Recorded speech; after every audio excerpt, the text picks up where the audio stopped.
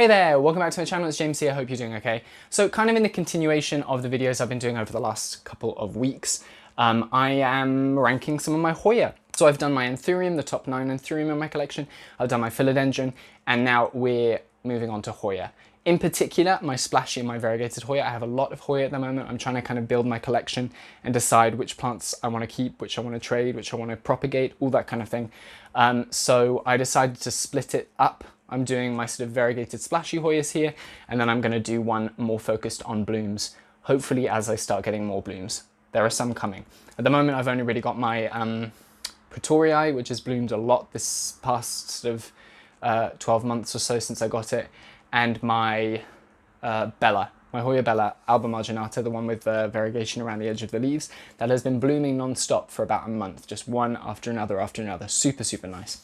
As always, I do want to be clear, I'm not an expert, I'm not a botanist, I'm not a plant scientist. This is just anything that I'm sharing with you in terms of care for these plants is literally just from my plant growing experience, which is continually evolving. So if you have a suggestion, if I say something that doesn't seem right to you or you've experienced something different, please let me know in the comments down below. Be nice if you have something constructive to say. I'm going to go through this Hoya. I'm going to give you any, as with the other ones, I'll give you any sort of particular care tips that I have, any issues I've had with them, anything surrounding them that I feel I want to share as we go along.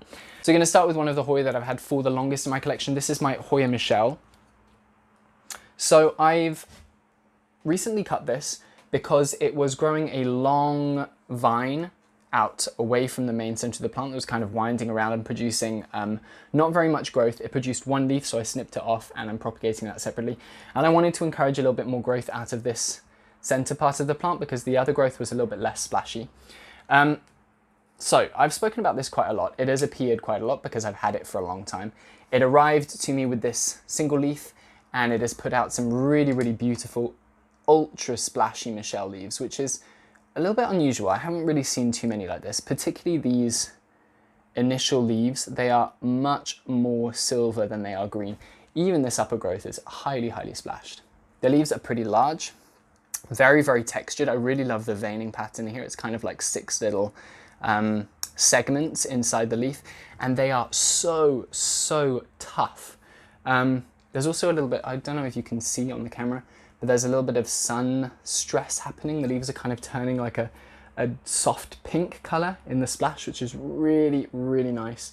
And this is a plant that I'm so, so happy to have. It has a very extensive root system. I think I've said this previously in a video, but the first growth that came out of this leaf was a super long vine with no leaves. So what I did when I repotted it is I just wound that vine up inside the pot, and everything in there has rooted. So there are roots coming out the bottom there are roots coming out the top. It is probably, not just because of that, not far off needing a repot, even though it is in a significantly larger pot than most of my other Hoya. Yeah, if I just dig a tiny bit down into the substrate, there are roots literally everywhere. So yeah, and it dries out incredibly fast, which is always a sign that something needs a little bit of a repot. Humidity is less important in my opinion for Hoya than light. If you have a number of Hoya, it might be worth getting artificial lights if you have not got a south-facing windowsill, just because they really, really do super well in bright light. Yeah, that I think, the humidity, the only thing I've really noticed that it does, it sometimes lets the leaves grow a tiny bit larger, they expand a little bit more, but also you get some more of this aerial root growth along the stem, so it does make things a little bit easier to propagate if that's something you want, but I don't think that's necessary. Now that I'm looking at it, there is a lot of new growth all over this plant, like even down at the base of the stem there's a new growth point, so I'm thinking that I will be getting some new splashy growth sometime soon, hopefully. Very excited to see that. Yeah, this is probably one of my favorite Hoya that I have. Really, really nice. Okay, so this is another really nice splashy Hoya. This is one that I cut very recently and I debated leaving it so that I could show it in this video, but I decided to cut it anyway because it put out a lot of growth. This is my patiolata Splash. Sorry, I didn't say that. It's really, really pretty. I just have it in straight moss at the moment. It was growing a lot in that moss, so I'm going to leave it there. I did leave it a little bit too long before repotting it, which is why I cut it, because the growth that it put out had very, very, very small leaves. It just didn't have enough space for its roots and it was drying out a little bit too fast. So that's okay, that happens.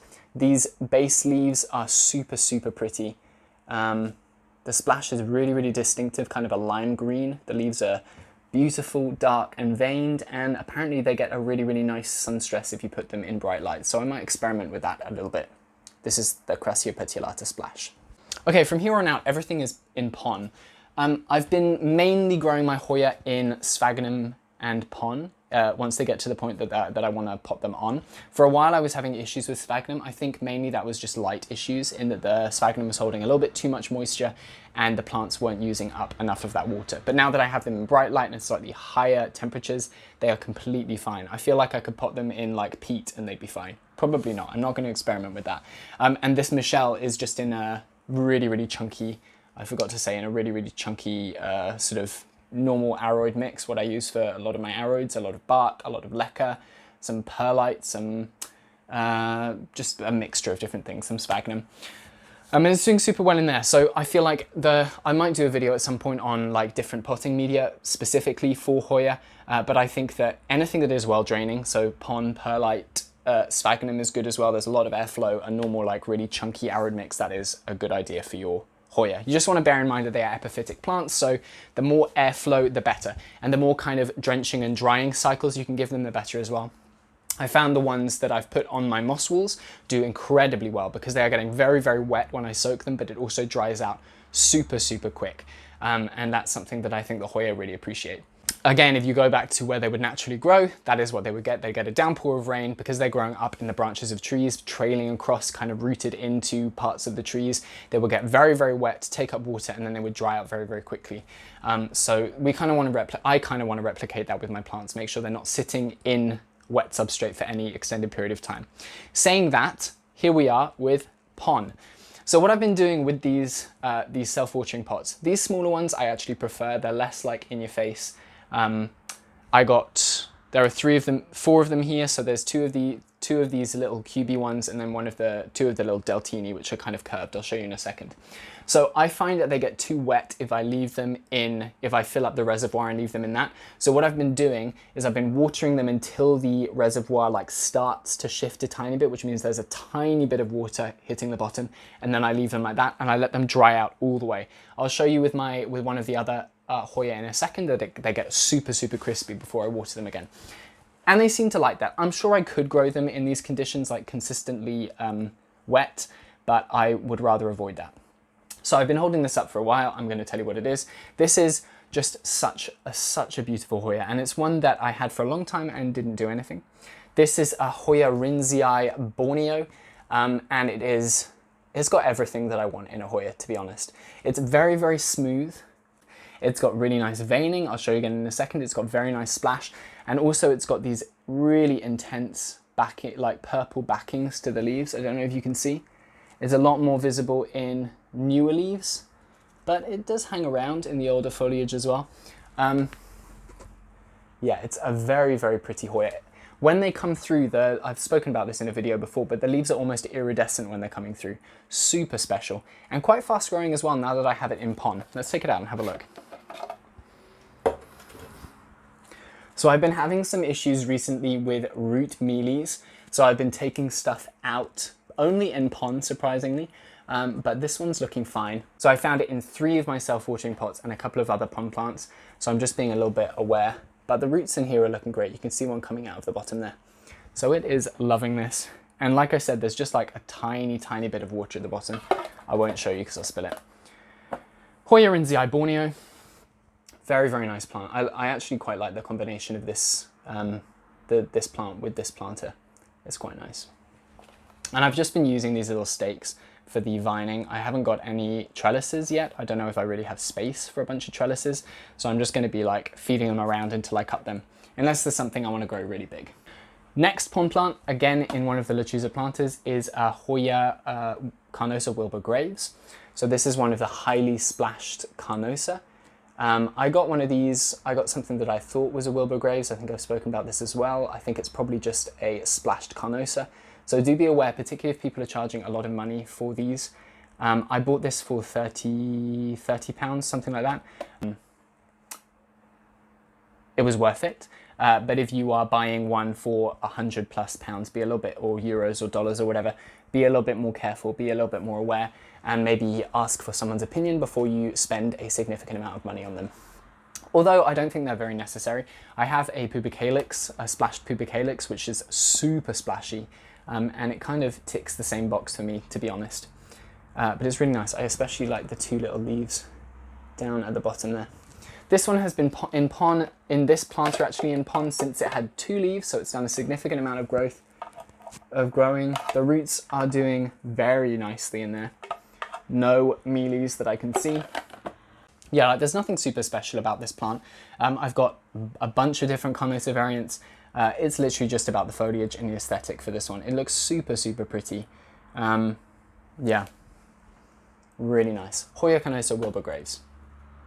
Now, first, variegated Hoya. This is, I'm gonna completely butcher this name.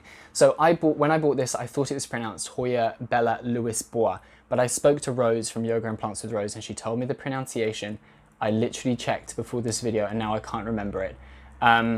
So there is a proper way of pronouncing it, but it's a variegated Hoya Bella or Hoya lanceolata. And it is lovely. I recently cut it, but it has been growing super vigorously. So this was growing out here. It's kind of like cascading out of the pot. I have it in pon. I'm just using it. So this is another way of using pon, particularly for plants that enjoy drying out a little bit more. I just use it as a normal potting medium. So I'll put a plant in it and I'll just water through until the pon is moist, damp, and then I will leave it like that until it dries out. And that was recommended as an option by Belle from Plantatic on Instagram. So thank you, Belle. And yeah, it's really, really lovely. You can't really see it at the moment because it doesn't have any brand new growth, but when it comes out in the grow tent, the new growth is like a bright pink, which is really nice. In higher light, that kind of disappears the lower light you go. I am going to check this one after this video for root mealies because it hasn't stopped growing since I got it, and it has stopped growing for maybe a week at this point, so I have to be a little bit cautious. I will check that afterwards. This is another Hoya that I really, really like. This is a Hoya Obravata Amelia. It is a variegated Hoya Obravata. It is getting very, very tall for this tiny little Deltini. This is the one that I was talking about. It's totally dry, and the plant has absolutely taken over. Like, I'm not even going to be able to take this out, am I? No. So I was going to say that Hoya Obravata are quite vigorous growers, especially in the root department, and yeah, definitely is. That is a lot of root growth. So this needs to be repotted ASAP. Everyone told me that this is going to happen, but it's grown into the wicking cord, so it's going to be fun getting out of that. But yeah, it doesn't bother me particularly because it is growing super well. So I will be repotting that into a slightly larger pot soon, but it is super nice. It's a little bit more visible in the new growth, I think, but it has that kind of variegated margin to the leaf. There's also a good amount of splash on some of them, but I think that's more to do with the highlight than anything in particular about this specific variety. The leaves up here are really, really nice. It's a little bit difficult to see, but they come through kind of pinky red in the grow light. So yeah, and this is another example of that high humidity giving some super, super intense aerial roots. So that will be really easy to snip and propagate when the time comes, which will probably have to be done sooner rather than later. Okay, we're coming to the last Hoya here. I've got 3 left, all of them again in pon. We'll go for this one to start with. Yes, look at that, amazing. New root there. So I got this, this is one of my Hoya Canosa Grey Ghost. I wanted one for such a long time, and then in like a short space I got 2, which is typical. I couldn't find them anywhere, and suddenly it's like, boom, here they are, all of them. This is just a really nice splashy Hoya. It's got that silver colouring to the leaves. This is slightly less silver than my other one, which is smaller. Very vigorous plant, I would say, once it gets started. The other one that I have in anyway, once it started rooting, it just rooted like really, really well and started growing. I think highlight is very important for this one. So yeah, if your Grey Ghost is being very slow, maybe put it in a slightly higher light position. Pon is also brilliant. So again, I'm using this as just a normal substrate with drainage holes at the bottom. So I water it, let it dry out almost totally, and then water again. and it does seem to be liking that. Again, the wet dry cycle is super, super nice for these. And I forgot to say this, there is slow release fertilizer in all of this pond, but I still fertilize with every watering with a very, very low concentration of fertilizer, and that seems to stimulate a little bit faster growth. I'm sure they would grow okay without it, but the Osmocote pellets don't seem to be super, super effective long term in my experience. So yeah, just be aware that you probably will still have to fertilize even if you're using pond. Okay, we're getting to two of my favorite splashy Hoya at the moment. I would say like the Michelle and these are kind of tied at the top currently of the splashy ones.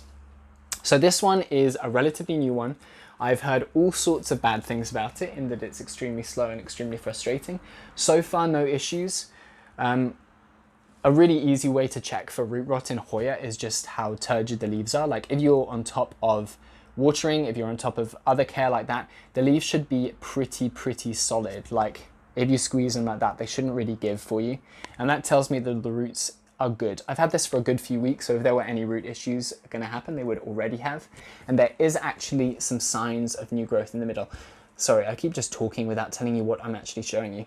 This is a Hoya AH074. I forgot that for a second. Really nice splash. It's very unusual compared to the other splashy Hoya I have here, in that there's kind of a difference in texture and level between the splash and the non-splashy parts of the leaves. This one is maybe the most visible. There's kind of a ridge running right where the splash begins. It just makes it a little bit more like distinct, more visible. I'm really curious to see what the next leaves look like on this, because they can be just incredibly beautiful plants. This is quite a big one as well. I'm very grateful. I bought this from someone on Facebook, and I'm super happy with it. AH074, growing in perlite, pond.